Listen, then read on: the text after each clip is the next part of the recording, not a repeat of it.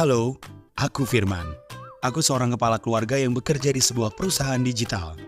Aku memiliki 2 orang anak yang saat ini sedang bersekolah di luar negeri. Di sela-sela kesibukanku, aku tetap memantau sekolah dan kehidupan kedua anakku, agar kebutuhan mereka tercukupi.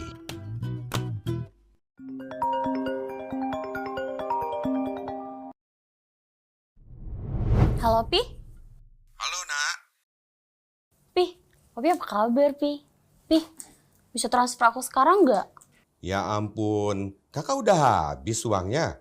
Uang jajan aku yang kemarin habis buat acara kampus. Oke, papi transfer sekarang ya. Aku tunggu ya, Pi. Nanti kalau sudah, papi info kamu. Bye, Papi. Oke, bye.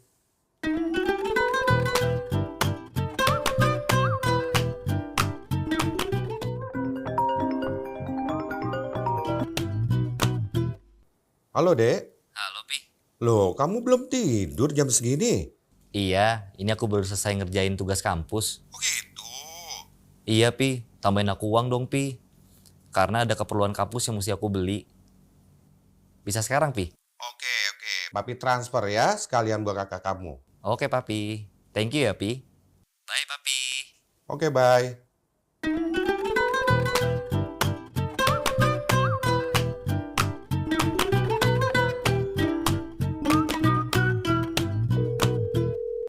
Halo, Call Center Bank Mandiri. Selamat siang, saya Fani. Ada yang bisa dibantu? selamat siang, Mbak. Saya mau transfer uang pound sterling dan US dollar ke London dan Amerika. Bagaimana caranya ya, Mbak ya? Baik, Pak. Sebelumnya saya berbicara dengan Bapak siapa? Saya dengan Firman. Baik, Pak Firman. Akan saya jelaskan transfer falas ya, Pak. Bapak bisa transfer ke luar negeri melalui cabang Bank Mandiri terdekat. Saat ini, transfer ke luar negeri melalui Bank Mandiri sudah real time, Pak. Dalam hitungan menit sudah bisa terkredit ke rekening tujuan. Siapkan data nama penerima, nomor rekening penerima, bank tujuan, dan kode SWIFT-nya ya, Pak. Khusus transaksi ke negara Eropa, termasuk London, rekeningnya adalah nomor IBAN. Isi keterangan tujuan transaksi yang jelas dan lengkap, dan rekan di cabang akan memastikan tujuan tersebut dikirim dalam bahasa Inggris. Wah, baik Mbak. Terima kasih atas penjelasan yang diberikan. Apabila nanti saya memiliki pertanyaan lanjutan, akan segera saya hubungi kembali ya Mbak. Dengan senang hati, Pak Firman. Terima kasih sudah menghubungi call center Bank Mandiri. Selamat siang. Selamat siang.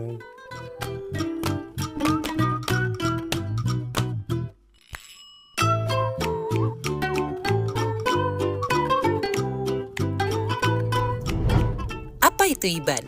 Negara mana saja yang menerapkan IBAN? IBAN atau International Bank Account Number adalah standar nomor rekening yang diterapkan di negara-negara Eropa, sebagian Arab, dan Afrika. Selengkapnya ada di list berikut ini. Untuk nomor rekening tujuan, pastikan mengisi IBAN dengan benar. Mengecek kevalidan IBAN sudah sesuai di jumlah digit IBAN berbeda di setiap negara, yang bisa dicek dan dipastikan melalui alamat Wikipedia berikut ini. IBAN menjadi standar yang penting dalam transaksi keuangan internasional. Penjelasan singkat, OFAC Sanction. Apa itu OFAC Sanction?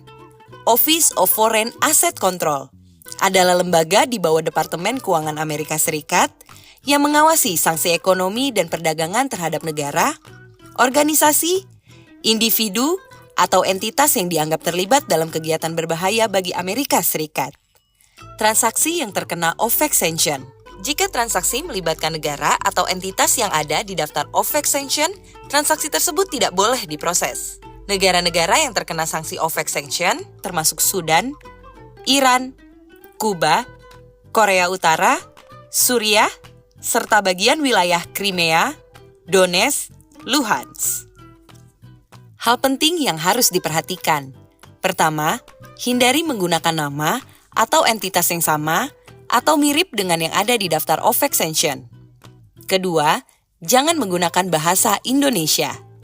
Ketiga, jangan menggunakan kata atau singkatan yang bisa disalahartikan seperti dan, seharusnya ditulis N, karena Dan adalah nama kapal berbendera Iran.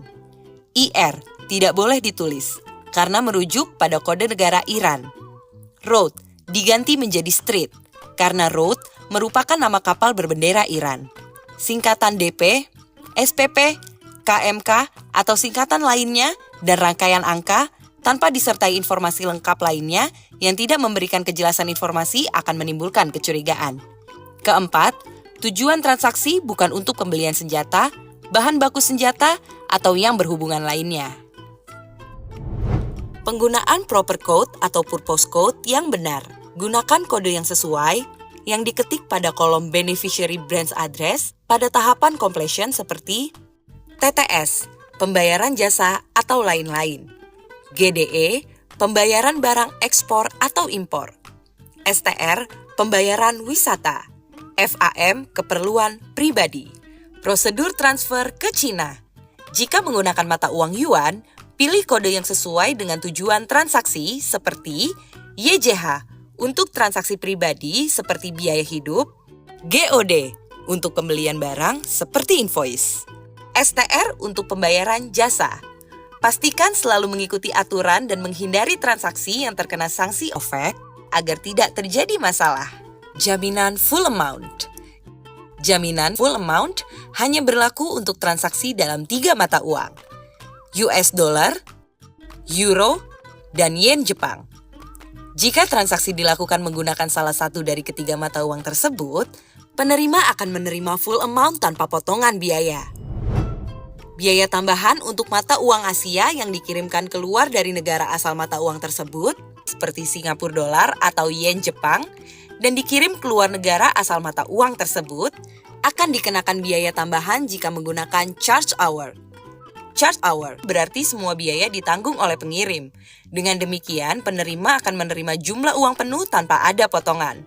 Dengan contoh, kirim Singapura dolar dari Bank Mandiri Jakarta ke bank lain di Indonesia ataupun ke tujuan negara lain di luar Singapura. Kirim Japanese yen dari Bank Mandiri Jakarta ke bank lain di Indonesia ataupun ke tujuan negara lain di luar Jepang. Dalam kasus seperti ini, pengirim akan dikenakan biaya tambahan di luar charge hour yang akan ditagihkan kemudian. Apa itu BEC? Business Email Compromise adalah jenis penipuan yang memanfaatkan email untuk mengelabui perusahaan atau individu dengan tujuan mendapatkan uang atau informasi penting.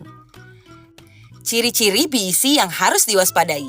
Pertama, nama rekening asing menggunakan entitas seperti LTD, PTE, atau Co. Kedua, nama nasabah menyerupai perusahaan asing dengan perbedaan kecil seperti spasi atau cara penulisan. Contoh, PT Pertamina Shipping Indonesia versus PT Pertamina Shipping Indonesia atau CV Haynes Asia NPTI versus Haynes. Ketiga, transaksi besar yang langsung dipindahkan baik melalui tarik tunai atau transfer ke banyak rekening. Langkah pencegahan BEC. Pertama, terapkan KYC dan due diligence. Pastikan identitas nasabah diverifikasi dengan teliti dan dilakukan uji tuntas. Kedua, cek nama perusahaan atau entitas asing. Jika ada nama asing, pastikan untuk memeriksa apakah perusahaan tersebut benar-benar ada di luar negeri. Jika iya, ikuti aturan pembukaan rekening untuk perusahaan asing seperti meminta surat kerjasama atau surat penunjukan resmi. Ketiga, verifikasi transaksi nominal besar. Jika ada transaksi besar yang ingin segera ditarik, pastikan kebenaran transaksi dengan meminta bukti pendukung atau underlying dokumen dan koordinasi dengan tim KYC, AMLO, RBC, dan legal jika ada kejanggalan. Dengan mengikuti langkah-langkah ini, nasabah dapat terhindar dari resiko penipuan BEC.